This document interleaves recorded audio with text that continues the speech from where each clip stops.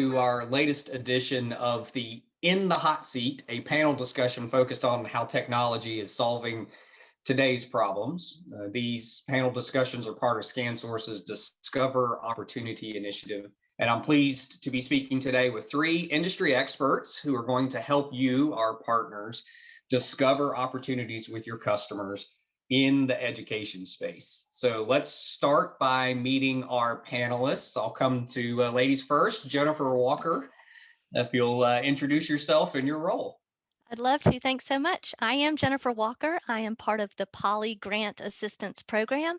We are a free, no strings attached resource to help customers and the partners and their customers with funding opportunities, which there are a lot of right now, thanks to the stimulus money. It's a great pleasure to be with you today. Yeah, thank you. I'm really excited. I said this in the opener, but I attended one of your other sessions and heard a little focus on the K through 12 grant assistance, and it was eye-opening. So I hope our partners are going to get a lot out of that. Jason Jones, will come to you next. Sure. Hey, everybody. Jason Jones with Microsoft Corporation. I'm a senior partner development manager. So what I do full time is I work with Intelisys and ScanSource, helping them grow their Microsoft practice, which means in turn helping you as the partner community grow your practice. And very excited to be here speaking a little bit today, a discussion on education. Thank you, Jason. And are already creating continuity. By the way, I give out verbal, if not virtual, gold stars. If you help me create continuity between our multiple panels, our initial continuity is the alma mater behind you and Jennifer there. So that's great. And now going to Tiger Country, another JJ, we'll go to Joey Joy. Hi, everyone. Thank you for having me. First off, my name is Joey Joy. Like Kyle said, I am the distribution account manager for March Network. So I basically jack of all trades, master of none type of situation for me, except I'm going to give my best shot here to share my expertise in the vertical and field of educational safety. So, yeah, no, I'm glad you're here. Joey is a former ScanSource. So another point of continuity here for us. All right, so let's dive into our topic. Like I said in the opener, we're really focused on education space with this series of panel discussions we're doing. Today, we're going to look at the evolution of higher education. And so we've prepared a couple of questions that we sent out to you guys ahead of time to try to get your thoughts on what's happening with institutions providing higher education, especially as we're recording this in May of 2021. We've got a whole class of students that's looking to what the fall experience is going to look like as they either re-enter or newly enter higher education. So Jennifer, I'll stay with you here first, and let's kind of tee this off with just how are you seeing that scholastic experience changing or evolving, especially in the world of technology, and how those institutions are, really connecting instructors and students. Oh, absolutely. Well, thank you. So, Kyle, distance learning is here to stay in every mode of education. And I think it's really exciting because I happen to have been in the field for over 15 years when people didn't even know what it was all about. And so it is really important that you have the highest quality technology to have a great experience for your instructor and the student, but it just really lends to so many possibilities. And talking about that money, there is almost $40 billion just in the American Rescue Plan, which was the latest COVID stimulus plan, dedicated to making sure for the continuity of operations for institutions of higher education, and also ensuring that interactive distance learning. So there are some guidelines around that, but it's really straightforward that distance learning is here to stay, and that's the exciting part. Yeah, and I think that's the number one complaint students have right now is that the distance learning experience is not great. It's not engaged, right? And that's a thing that Poly is very focused on, is providing a higher quality AV experience, if you will, to make sure that that experience between the instructor and student is engaging. Jason, I know you had some thoughts on this too, where you're starting to see technology shortening that gap between instructor and student.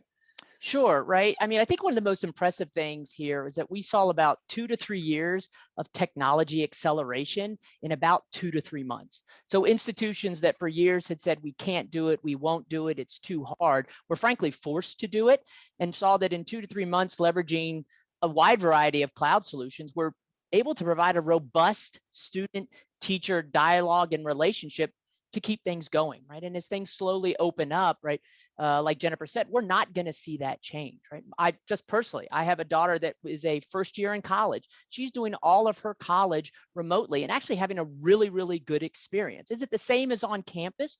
No, but it actually has provided her basically a way to sort of bridge the gap. And so certainly, I don't see, like Jennifer said, this stopping anytime soon. And I think this really has accelerated for students, teachers, and for everyone around the globe, right, the power of choice. How you learn, how you prefer to learn, how instructors, prefer to teach, right? Technology is now making that happen versus I have to be in this room, in this physical location at this time, when many people don't have the ability to actually do it. So that technology innovation and acceleration is here to stay.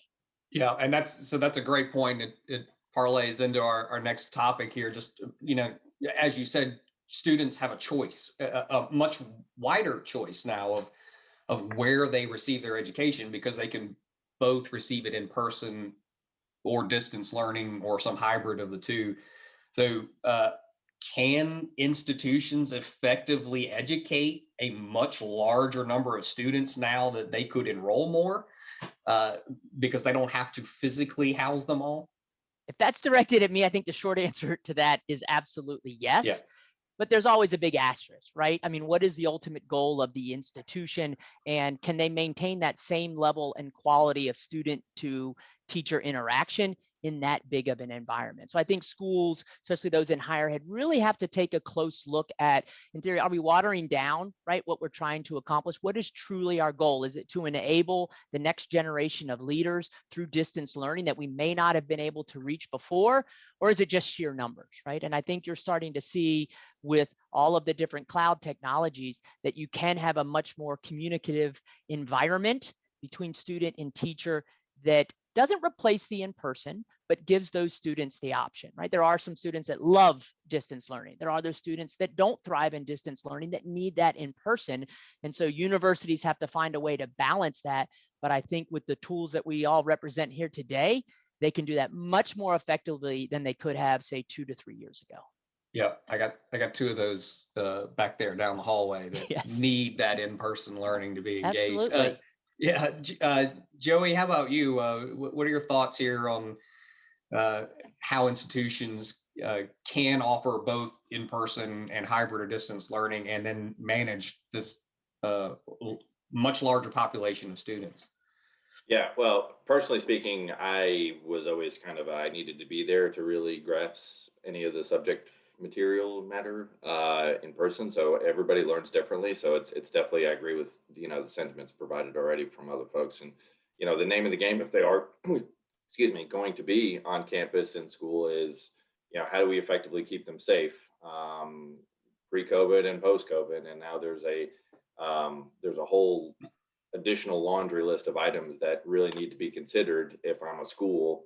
How do I keep my kids safe, both from harm and then both from, the things that we can't see, the particles floating in the air that we've all been dealing with for the last 15 months. So, even post COVID, should that happen, hopefully, every parent's nightmare is hearing there's a bug going around the school. So, if you're able to sort of put these safety measures and health measures in place to basically keep, calm that storm down, so you don't get half the school going out with something nasty, then the kids take it home to their parents and so on and so forth. So you really need to find sort of an all-encompassing solution or an all-encompassing partner to, handle both while kids are there.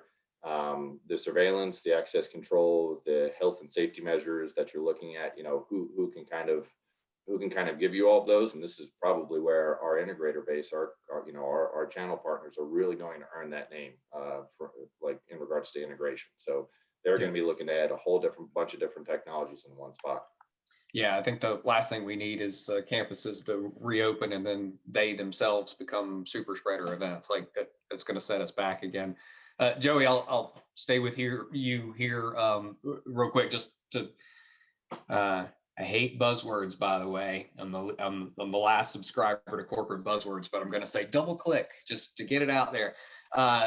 Double click on your safety comments, but I'd love to hear a little bit more about what technologies you're starting to see these campuses investing in as they know that they're going to try to reopen. Sure. Well, I can tell you, really at the beginning of the pandemic and what was sort of happening, a lot of partners were coming at us and just asking for, what is your health compliance solution? What do you guys have? And that was kind of the end of the question for them. So the onus was really put on us, and I appreciate it. And I was really proud of our product development team for what they came up with. And they attacked this in 3 different ways, and we've seen specifically the market kind of follow those ways. How many people are in your stores, right? Because there was always or schools or classrooms or whatever, because there was always an occupancy variable in the back of your mind that you needed to keep intact, because you only have so much space. If you have too many people, then they can't, follow all the guidelines that have been put out there. To the best of your ability, can you tell that they are asymptomatic? And really, that is kind of the use and leverage of thermal cameras at this point. So how do you get alerts for those? Like, so, man in blue shirt walked in and he has an elevated temperature. You might want to ask him to at least consider leaving the store, or buying his groceries online, or leaving the school, or sending him home early, whatever it may have been. And then ultimately, your employees and your students, so your teachers, students, your faculty and staff, all these guidelines that you put in place from a health and safety perspective. We've all seen, the sheets, the dividers in between everywhere. Are they wearing masks? Are folks socially distancing? Even now with the school, are they going through a cafeteria in an appropriate manner? How are they handling that? Payment? Are they? What's going on there? So it's been how many people are in my school or classroom? To the best of my ability, can I tell if they are asymptomatic, and are they following the guidelines? And that's kind of the 3 main areas that we attacked our health compliance solution. And I think that was really sort of what we saw as well in the industry as a whole. Yeah, I hadn't even considered the occupancy part of the previous question. I'm asking about this giant population that's going to attend schools, and hybrid learning means you've got the flexible ability to come into the classroom for a certain number of days. And yeah, I never even considered the occupancy concerns there. Jennifer, I know as we talked in the opener, you talked about a little bit about or teed up that there was grant assistance out here for buying the technology Joey just teed up. So what's out there that's available for our partners to access? Oh gosh, again, almost $40 billion of funding just in the American Rescue Plan, which is the third of 3 COVID relief stimulus plans. There is money in abundance, and really the point of this money for higher education is to assist in the implementation of safety protocols and to implement distance learning. And here's another one, talking about safety and health. Another component is supporting mental health and social and emotional learning at colleges and universities. So we all know, it's been all over the news. It's Mental Health Awareness Month, by the way, in May anyway. Yep. And it's important all the time, but we do know that there has been an increase in mental health concerns and needs as a result of the pandemic, and that is across all populations, especially our young. We want to make sure that they are emotionally and mentally healthy. And you know what? Interactive video, voice, and headsets really can aid in that. And there is money to support implementing those programs in higher education, as well as in the workplace and all other things. So it's a wonderful time for institutes of higher education to be thinking long-term about plans that they can implement to support their student population in all of these areas. And there's money to implement that now. Yeah, that's great. I'm going to go out of order and throw a call to action right in the middle of our session here today, that partners, if you want access to that money, please reach out to your ScanSource rep. We can get you Jennifer and her organization's contact information. I think you said it in the opener, but that's a free service available to our partners to go, like we said, go get that money. All right, Jason, I'm going to come back to you. Let's talk about a little bit about how this technology is being deployed. There's been a large shift. Forget the industry, a large shift to the cloud for compute, for applications, for you name it, securities in the cloud.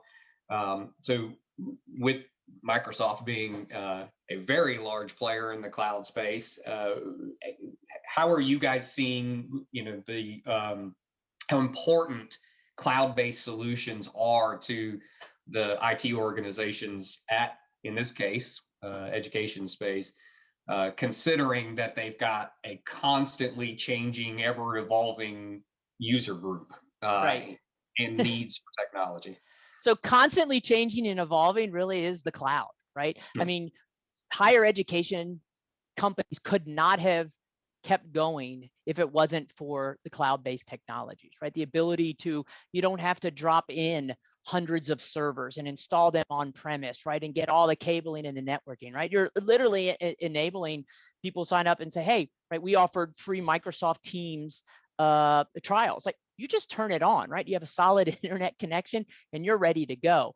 But where I think people are now is they've seen the power of the cloud. Now it's security.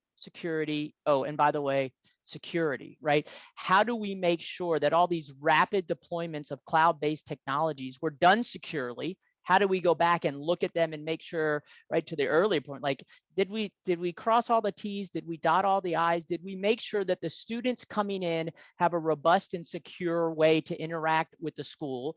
Do the teachers have certain controls that they have? And oh, by the way, do we make sure that any outside parties that aren't supposed to be there within our cloud or even on premise aren't allowed? I mean, we saw here in Atlanta, our biggest pipeline, the biggest pipeline on the East Coast, Colonial Pipeline, was attacked by ransomware. There's no gas, by the way, here in Atlanta. I had to drive to 4 different stations, right? Why? Right? Security, security, security. And that's even more important when we're talking about our children and the students that are out there. And so Microsoft has a massive focus. Security is a multi-billion-dollar business for Microsoft, but that's where it starts, right? It's not just, oh, I have Teams, well, I can do video, I can do things like that. Are you doing it securely? Are you providing parents, students, and administrators and teachers a way that they feel comfortable? I think the only downside, frankly, to all of this is that there's no more snow days, right? Like, let's face it, right? Snow days, I lived in Maryland. It was like, oh, we have a snow day. And then all of a sudden now it's like, we have a snow day. We're going to turn on our virtual classrooms and you're going to go to school. So goodbye snow days, but hello, a much better way to collaborate and educate our students both now and in the future. Yeah, and now we get our full summer. We're not leaking into the early weeks of summer because of snow days. Yeah, you're exactly right. I wish we had time to delve into the topic, Joey. I'm going to come to you because I want the other side of the security view for cloud deployments too. But identity management to me is one of these things that I just keep thinking, like, well, how do you know a distance learner is who they say they are? Like, if you're paying for an education and you get one of those fancy diplomas to hang behind you, how do we guarantee the student is the student? So it's the larger the landscape of geography of student, the larger the attack vector too. So you're exactly right. We're all ScanSource too, all focused on how to get technology deployed in a flexible manner and also secure it and the people using it. Joey, so like I said, let's flip the security around a little bit and talk about how you're seeing the physical security or surveillance and personal safety deployed in cloud models.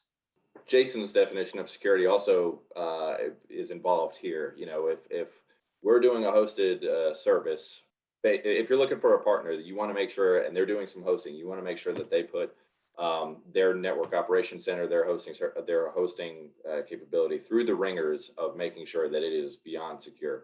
Because if it's a hosted service, then you are effectively, and when I say hosted, I synonymously mean cloud. You are effectively trusting them with your metadata. The physical on-premise aspect of this also has a security requirement.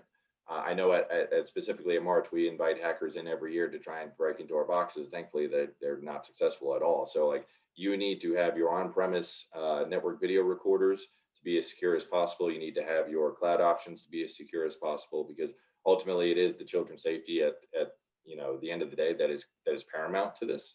And there still is a requirement in the world of physical security, just because of the CCTV bandwidth that we have. And you cannot have your stuff go out. You just cannot do that. And currently the best way to make sure that happens is a hardwired on-premise solution. So now, can that also go up to the cloud? Absolutely. So you can have failover and storage, supply additional storage up in the cloud.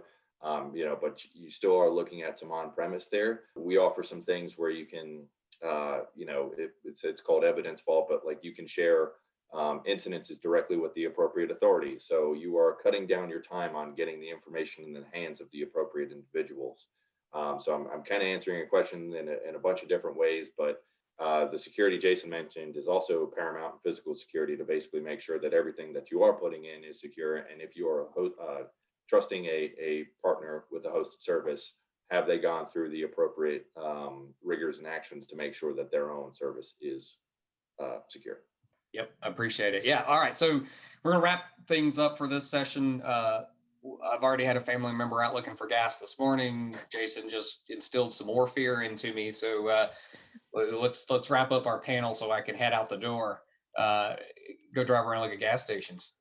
So we talked a little bit tongue in cheek in the opener about tossing up a loaded question at the end here, which I'm going to do. So is a virtual education worth the same as an in-person education? I'm going to leave that as our last question today. It's an all play. Anybody got any thoughts?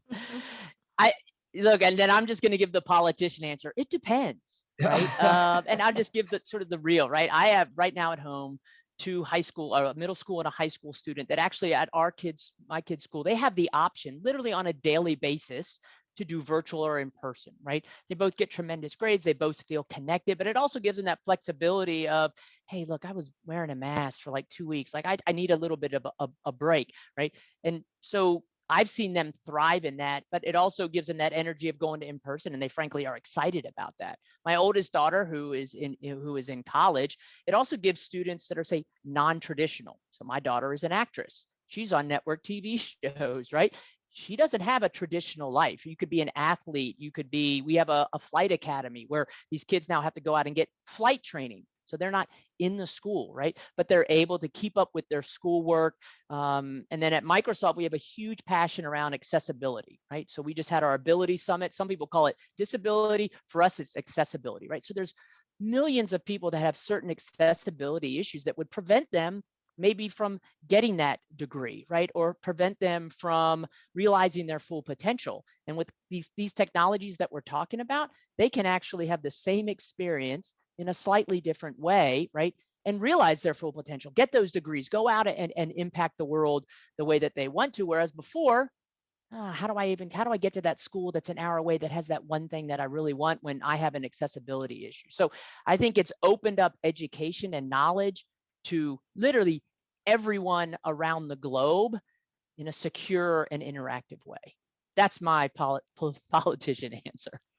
And I couldn't agree with you more, Jason. I think it's just amazing the opportunity that interactive distance learning is going to bring to, all these far-reaching corners of the earth, and these students that we are untapped, they haven't had these opportunities. So I think it's amazing. It does bring lots of flexibility and safety and security. You can have it all. And I think over time, the world is going to understand that this is better, that we are, we are multiplying our capacity here. We're not taking anything away. So we're actually bringing more value. I think it's fantastic. And there's money to pay for it. So what could be better? It's raining money. Yeah, those are both really great answers, and it's not really really a politician's one either. They're just pretty good answers. So I know personally, I probably wouldn't have managed my time very well back in the day in regards to not having to go. But that was also me being raised in the era of flip phones and beepers and things like that. So the technology that's readily available now for all of these students, it's they've already sort of been training themselves to do it, I think, to a degree anyway. But yeah, that social maturity, that social growth, that can't really happen over a computer. If it does, then wow, good for you. It would be tough for me. So it's probably both is here to stay, and I certainly appreciate the technology. We have the technology, we might as well use it. So it's an unfair question as stated, because virtual education is not new. We've had online education for continuing ed, for adult education, for the working class that wants to go back and get their degree. So this is not new. Distance learning in higher education is not new. It's just, as Jennifer said, the exposure to the student population is massively larger than it ever has been. And as we've all discussed, that means we're stressing systems and the technology. So, all right. So in closing, I want to thank the J Squad, as we called it at the beginning, Jennifer, Jason, and Joey. Thank you three for joining us today. Partners, we hope we find this information valuable. This, again, is one of a series of panels we're doing in the education space. So make sure that you watch our other In the Hot Seat episodes. And for more information on everything you heard today, help get Jennifer's contact information, go to scansource.com/education program or contact your ScanSource account manager. Thank you again.